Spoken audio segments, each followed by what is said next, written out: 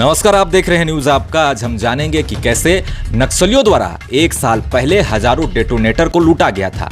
कैसे नक्सली मार्च 2023 में 2 जगहों से भारी मात्रा में डेटोनेटर की लूट की थी, क्योंकि एक साल बाद यानी कि कल सुरक्षा बलों द्वारा हजारों डेटोनेटर को राजाबासा के जंगलों से बरामद कर लिया गया है।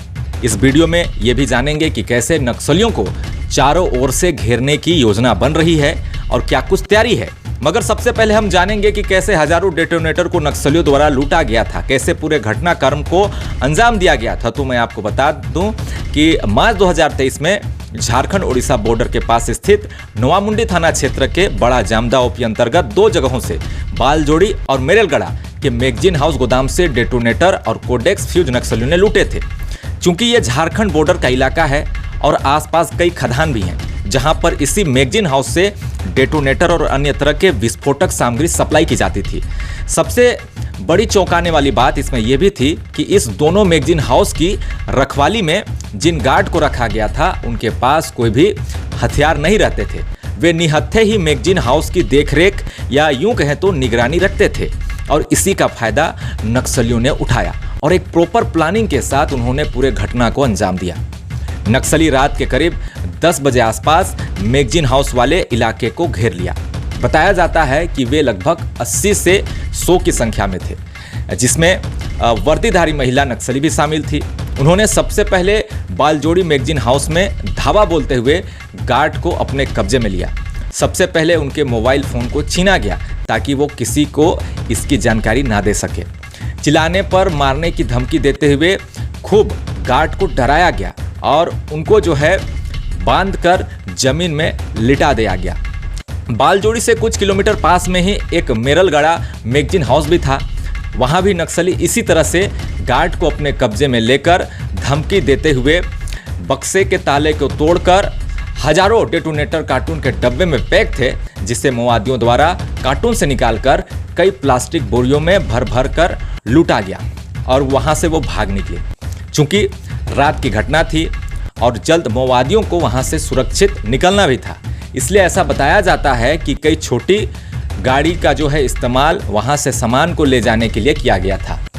माओवादी जिस रास्ते से लूटपाट कर भागे, उन रास्तों में भी पेड़ों को गिरा दिया गया ताकि आवागमन बाधित हो सके और कोई भी उनका पीछा जल्द से जल्द ना कर पाए। और यही वजह है कि उन्होंने पर्चे भी वहां पर फेंके, जिसमें ग्रामीणों को चेतावनी भी दी गई और ये कहा गया कि आप इससे आगे ना जाएं। आगे जो है बम वगैरह लगाए गए हैं, आईडी वगैरह लगाई गई है।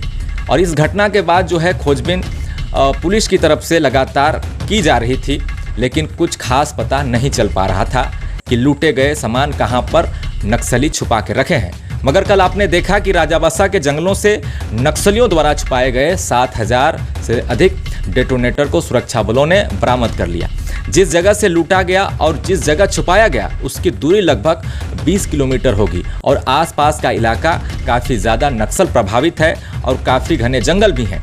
कुछ महीने पहले ही सुरक्षा बलों ने इन क्षेत्रों से कई पुराने नक्सली कैंप को ध्वस्त किया है और कई नक्सली सामग्रियों को भी बरामद किया है। मगर उस वक्त छुपाए गए डेटोनेटर की जानकारी सुरक्षा बलों को नहीं मिल पाई थी।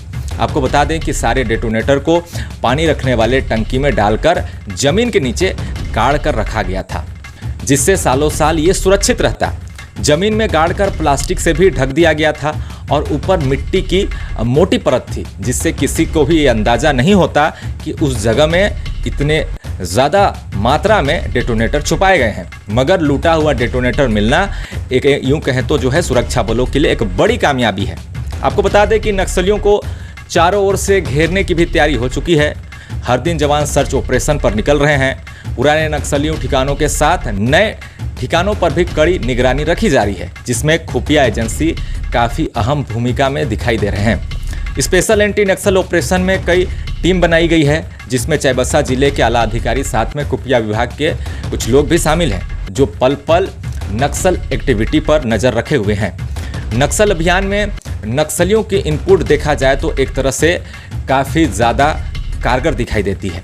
आपको पता ही होगा कि कुछ सप्ताह पहले माओवादी जो उनके जो सक्रिय सदस्य हैं, उन्होंने आत्मसमर्पण कर दिया है और उन्हीं के द्वारा में कई ऐसी गुप्त जानकारियां पूछताछ के क्रम में निकाली गई, जिसके बाद से ही कई नक्सलियों के पुराने ठिकाने से भारी मात्रा में आईडी बम, विस्फोटक सामग्रियां तथा अन्य दैनिक उपयोग में आने वाली सामग्रियों को जंगलों से बरामद किया जा चुका है। आपको बता दें कि 1 करोड़ इनामी नक्सलियों के टुकड़ियों के कमजोरियों का भी पता सुरक्षा बलों को मिल गया है और सूत्रों के हवाले से हमें यह भी जानकारी मिल रही है कि जल्द कोई ना कोई एक बड़ी मुठभेड़ हो सकती है। केंद्र सरकार की तरफ से भी लगातार नक्सलियों के खात्मे के लिए जोर दिया जा रहा है। पहले की तुलना में देखा जाए तो नक्सल प्रभावित वाले इलाकों में सुरक्षा बलों की संख्या काफ़ी ज़्यादा बढ़ गई है और जवानों को है जंगलों में उतार दिया गया है और नए कैंप भी कई बनाए गए हैं और जिससे जो है धीरे धीरे नक्सलियों को खदेड़कर एक नए जगह पर लिया जा रहा है और पूरे जंगलों में जो है नक्सली सिमट कर रह गए हैं और चारों तरफ से जंगलों को घेर कर एक योजना सुरक्षा बलों के द्वारा बनाई जा रही है। खास तौर पर झारखंड उड़ीसा बॉर्डर के सीमा वाले इलाकों पर नज़र रखी जा रही है। उन क्षेत्रों के जो थाना क्षेत्र अंतर्गत जो इलाके आते हैं उस पर कड़ी निगरानी रखी गई है। क्योंकि घना जंगल है, सुरक्षा जवानों को उतनी खास जानकारियां इन जंगलों क्षेत्रों की नहीं है, जिसके वजह से भी सीआरपीएफ और झारखंड जगुआर टीम को नक्सल अभियान में काफ़ी ज़्यादा नुकसान उठाना पड़ा है। अगर हम छत्तीसगढ़ की बात करें तो छत्तीसगढ़ की तर्ज पर अगर डीआरजी जवानों जैसे यहाँ पर भी लोकल लड़कों को नक्सल ऑपरेशन के लिए ट्रेनिंग दी जाती, उन्हें नौकरी दी जाती, तो हो सकता था नक्सली जो है झारखंड से साफ हो जाते। क्योंकि लोकल लड़कियाँ ही जो है मवाद संगठन में शामिल हुई हैं। संगठन में शामिल होने के पीछे भी उनकी अपनी अपनी मजबूरियां हैं, अपनी अपनी कहानी है। अगर नक्सलवाद को जड़ से ख़त्म करना है तो इन इलाकों में भी विकास को पहुंचाना होगा, उनको रोजगार देना होगा ताकि कोई भी ग्रामीण नक्सली ना बने। नक्सल के आने से और एंटी नक्सल ऑपरेशन से ग्रामीणों की ज़िंदगी काफ़ी ज़्यादा अलग हो चुका है। सबके अंदर भय है, सबके अंदर खौफ है और एक उम्मीद आस भी है कि कब बदलेगा उनका जीवन, कब खत्म होगा ये खूनी जंग। फिलहाल अभी के लिए बस इतना ही। इसी तरह की नई अपडेट पाने के लिए हमारे चैनल से जुड़े रहें। अगर आपको ये वीडियो अच्छी लगी तो कमेंट में ज़रूर बताएं। धन्यवाद।